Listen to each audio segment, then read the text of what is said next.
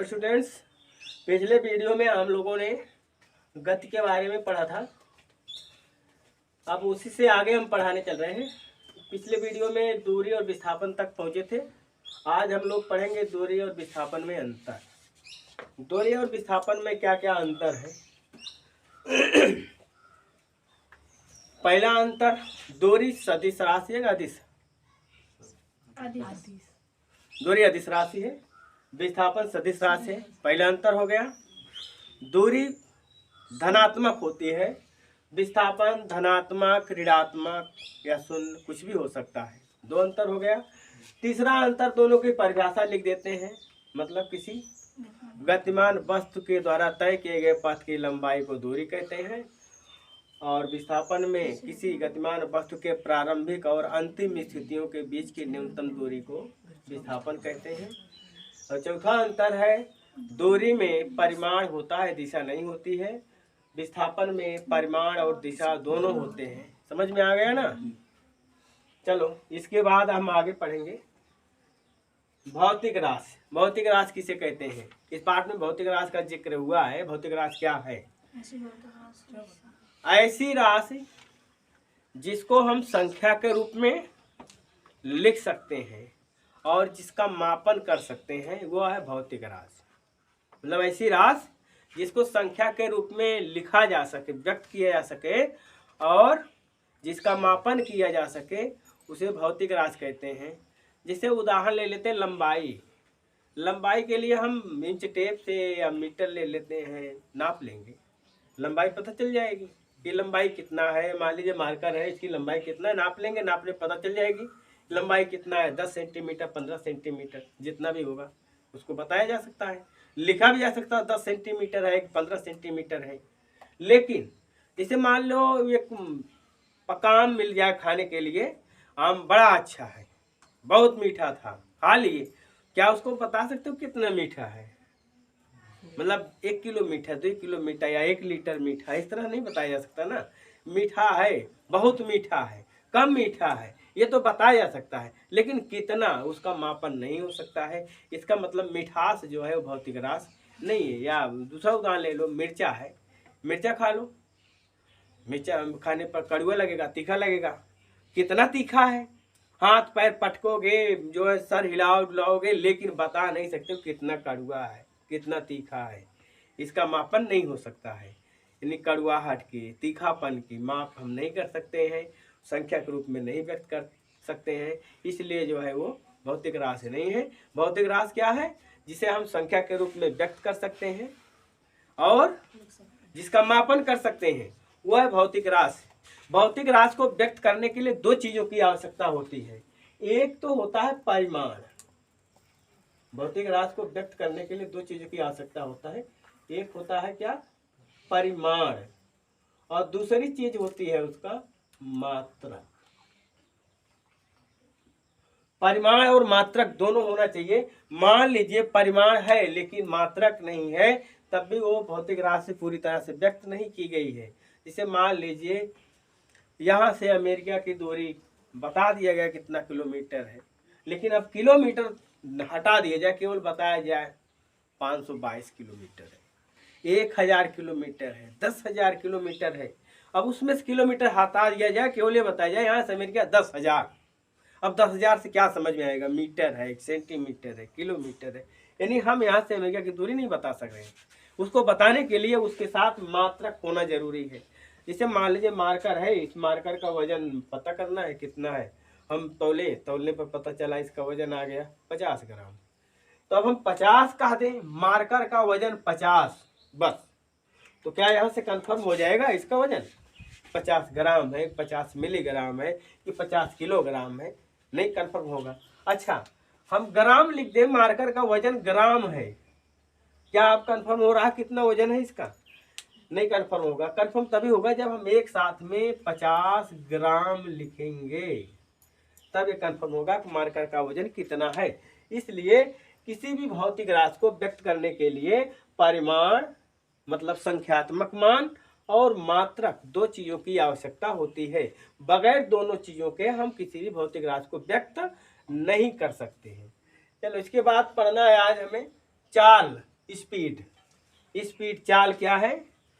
चाल सुने होंगे, गाड़ी की चाल इतना है, मोटर की बस की चाल इतना है, ट्रेन इतना की चाल से चल रही है, आदमी पैदल जा रहा है 2 किलोमीटर प्रति घंटा की चाल से जा रहा है। तो है चाल क्या चीज? चाल के लिए सूत्र जो आता है, चाल बराबर सूत्र है दूरी बटे समय। चाल बराबर सूत्र क्या हुआ? दूरी बटे समय। अगर हम समय को 1 मान लें तब चाल बराबर हो जाएगा दूरी। दूरी बटे 1 मतलब केवल दूरी। इस तरह से चाल की परिभाषा एक बनी, दूरी और समय के अनुपात को चाल कहते हैं। एक परिभाषा चाल की ये हुई, दूरी और समय के अनुपात को चाल कहते हैं। दूसरी परिभाषा ये हुई कि हम अगर समय को 1 मान ले रहे हैं तो चाल आ रही दूरी के बराबर, अर्थात एकांक। एक का मतलब एकांक, एक अंक, एक अंक का मतलब एकांक। एकांक समय में चली गई दूरी को चाल कहते हैं। यही परिभाषा चाल की बताई जाएगी। चाल की परिभाषा, एकांक समय में चली गई दूरी को चाल कहते हैं। चाल अदिश राशि है। चाल को व्यक्त करते हैं भी अक्षर से, और चाल का मात्रक होता है दूरी का मीटर, समय का होता है सेकंड। तो चाल का मात्रक हुआ मीटर प्रति सेकंड। फिर से चाल के बारे में, एकांक समय में चली गई दूरी को चाल कहते हैं। चाल अदिश राशि है, इसे भी से व्यक्त करते हैं। इसका मात्रक मीटर प्रति सेकंड होता है। इसके बाद है वेग। वेग को वेलोसिटी बोलते हैं। वेग को अंग्रेजी में क्या बोलते हैं? वेलोसिटी। तो वेग की परिभाषा क्या होगी? जिसे चाल की निकाली गई थी उसी तरह से वेग की भी परिभाषा निकालेंगे हम। तो यहाँ पर विस्थापन लिखेंगे दूरी के स्थान पर, और समय के स्थान पर समय ही रहेगा। तो इस तरह से वेग की परिभाषा हुई। विस्थापन और समय के अनुपात को वेग कहते हैं। विस्थापन और समय के अनुपात को वेग कहते हैं। मान लीजिए समय को हम 1 मान लेते हैं, तब वेग आएगा कितना? विस्थापन के बराबर, लेकिन वेग है सदिश राशि। कैसी राशि है? सदिश राशि है।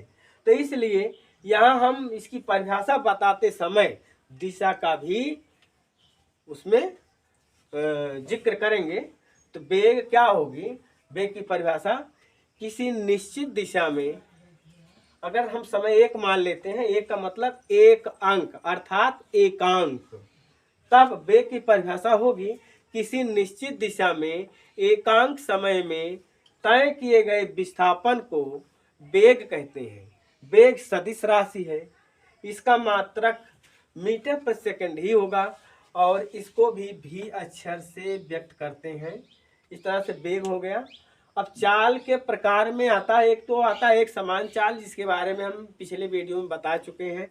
दूसरा असमान चाल, उसके बारे में भी बता चुके हैं कि अगर समान समय में समान दूरी तय हो तो उसे एक समान चाल कहते हैं, और अगर समान समय में समान दूरी न तय हो, असमान दूरी तय की जाए, तो उसे असमान चाल कहते हैं।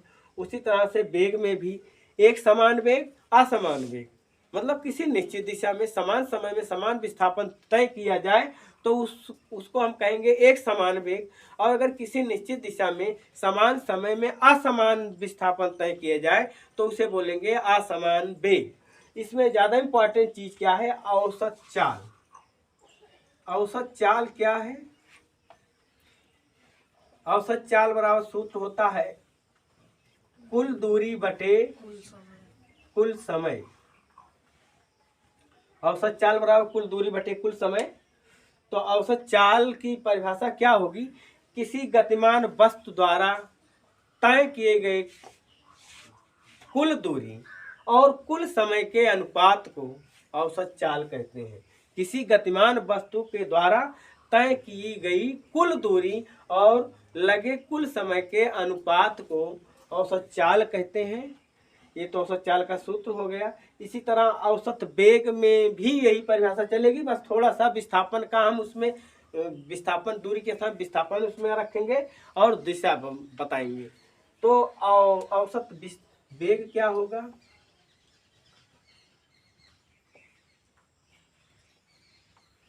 औसत वेग कुल विस्थापन बटे कुल समय, यानी कुल विस्थापन